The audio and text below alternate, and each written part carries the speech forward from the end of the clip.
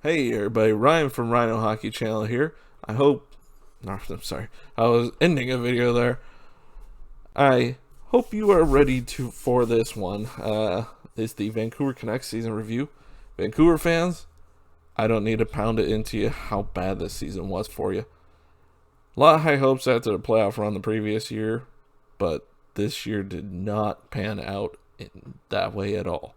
So, be prepared. It's not going to be pretty, Vancouver fans. I'm sorry ahead of time, but sometimes reality sucks.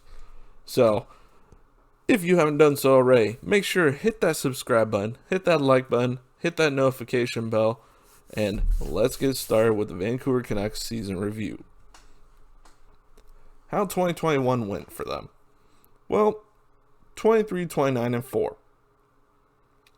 Not great.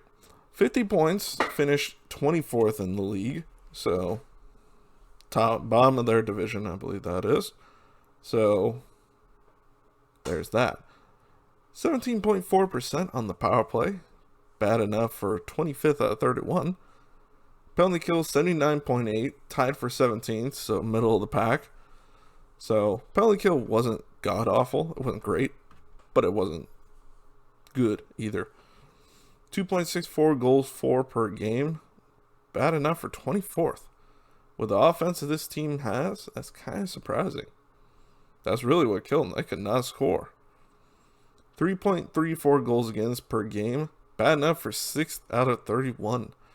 Now, obviously the offense and defense killed them, but that's what you can say about any of the teams at the bottom of this list, even below them, especially below them. They scored 148 goals, but allowed 187 goals. Ouch. All right, key injuries during the season. Elias Pettersson only played 26 games. That was a big ouch for them, missing him. But even with him, they weren't playing that well. So I don't think he would have made a difference in the games that he was missing. Upcoming UFAs, they have Brandon Sutter, Tyler Gravovac, Travis Boyd, Jimmy Vesey, Alex Edler, Travis Hamonic, Jalen Chatfield, Justin Bailey, and Sven Barchi. Honestly, I forgot Barchi even was playing for him last year. He played in minors, I found out. But still, kind of surprising to see his name. But really, the biggest one there is probably Alex Edler. Been a Canuck for a long time and probably will be leaving via free agency this year. Because I don't see why him being this late in his career, he'd want to stay on a team that does not look like it's going to be competitive this year. But you never know. Sometimes playing with the same team for a long time, you stick with them no matter what. A la Chris Phillips of Ottawa. Upcoming RFAs, you had Jace Howrluck, Mark Michaelis, Oli Jovelli, Quinn Hughes, Elias Pettersson, and Cole Lind.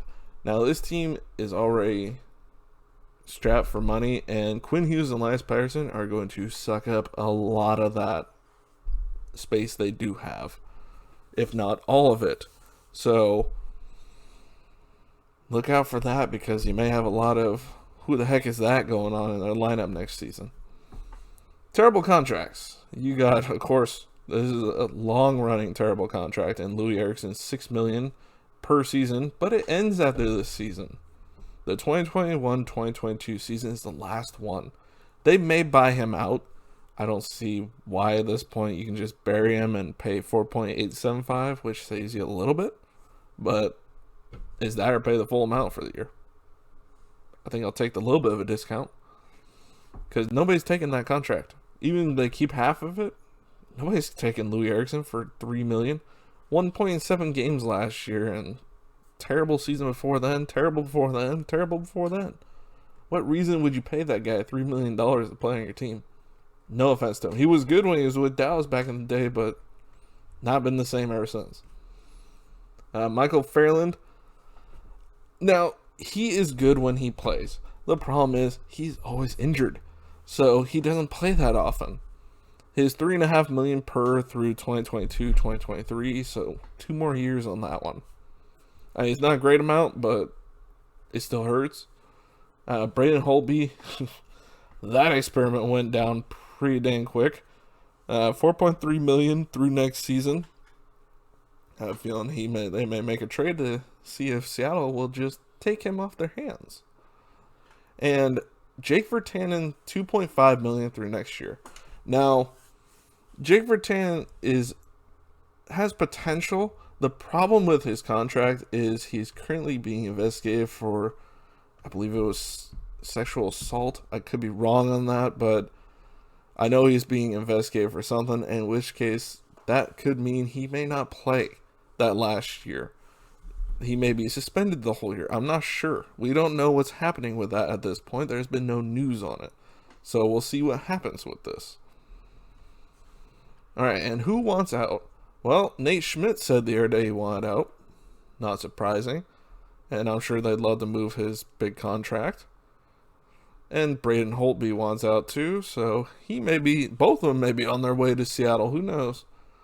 Dang, Nate Schmidt may end up playing for 2 new teams over the last decade.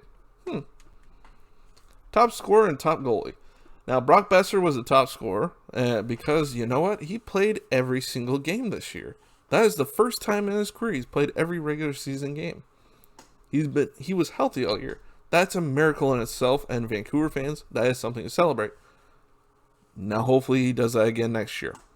Brock Besser had 23 goals and 26 assists for 49 points. Good year. It would have been better if he had Pettersson most of the year. Thatcher Demko was the top goalie, 16, 18, and 1, 915 save percentage at 2.85 goals against average. I think he'll be a solid goalie for them in the future. He's going to be their starter for years to come. So he looked good, and he should be good. I mean, he has to be much better for them to be much better, but he also needs more defensive help in front of him because Tyler Myers is not going to provide that. Upcoming draft.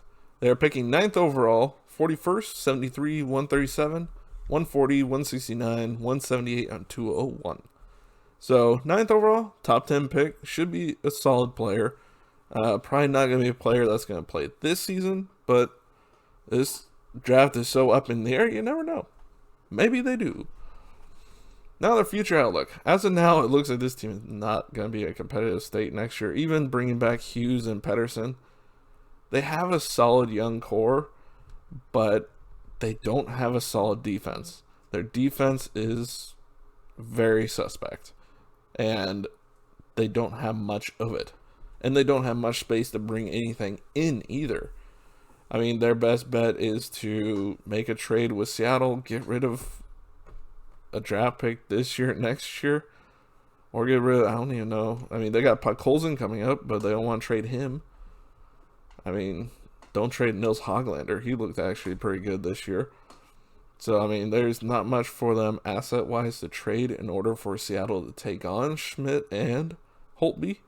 I mean, that would give you at least $10 million in extra space. But I'm not sure anybody's going to take it. And they aren't going to take Louis Eriksson. They take Louis Eriksson. Just fire Ron Francis now. Don't do it, Seattle. But, yeah, it's going to be at least a couple seasons before they are even remotely competitive again, because I have a feeling they're going to take a defender this year. And hopefully a defensive defender, because that's what they need most of all. They have the offense in Quinn Hughes. That's good enough. You need that. You got that. Tyler Myers can chip in a few goals here and there. So you need someone who can play the defense in front of their goalie. So, all right. That's what I got for you for the Vancouver Canucks season review. I hope you enjoyed. If you did, please hit that subscribe button, hit that like button, hit that notification bell, and let me know what you think in the comments. All right. I will see you all next video. Bye, everybody.